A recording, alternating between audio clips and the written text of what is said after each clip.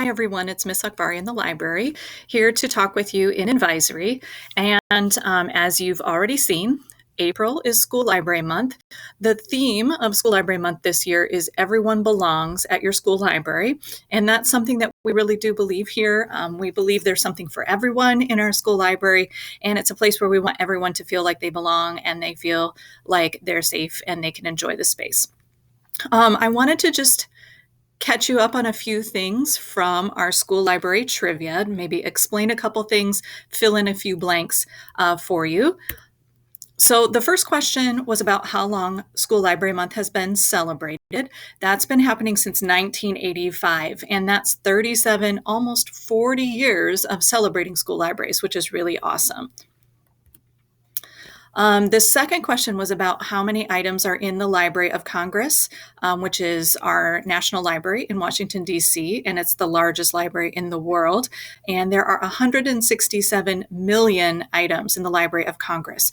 Just for comparison, our junior high library has about 10,000 items, so you can imagine how much that magnifies things. In fact, if you were to take the shelves and kind of spread them out, they would cover 838 miles. That's farther than it is to drive from Des Moines to Denver, and farther than it is to drive from Des Moines to Nashville. So that is a lot of library shelves. School libraries host 1.3 billion student visits in a year, and that is an amazing number to me. If you think about when you started going to the school library, it was probably in elementary school, and maybe you got to meet with the librarian or the library clerk each week. It's a little different here at Southeast Polk Junior High. Some of you we don't get to see very often, but some of you come in every single day to get different books, which is awesome. But 1.3 billion visits is a lot. It's kind of exciting to know that. Also, this fact kind of surprised me that public libraries get more visits in a year than movie theaters. Maybe that's because there are actually more public libraries in the United States than there are Starbucks locations. That was surprising to me also. And then if you think that public libraries are free and movie theaters aren't, maybe that isn't so surprising, but I thought that was kind of interesting.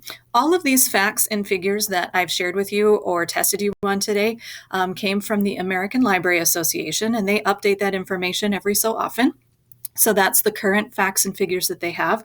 And then the last question that we asked you was a personal one, and it was how long have Mrs. Armantrout, our library clerk, and me, Miss Hakvari, been in our library here at Southeast Polk Junior High, and we both started at the same time here 9 years ago. We started in the fall of 2013. Before that, Mrs. Armantrout was a clerk at Centennial for many, many years, so she worked in that library for a good chunk of time. And before I was a librarian, my other job in education was that of a band director. But we've both really enjoyed our time here and are always excited to be here working with you all every day.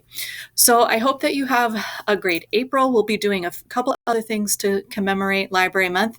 In the meantime, make sure you come see us to get something great to read.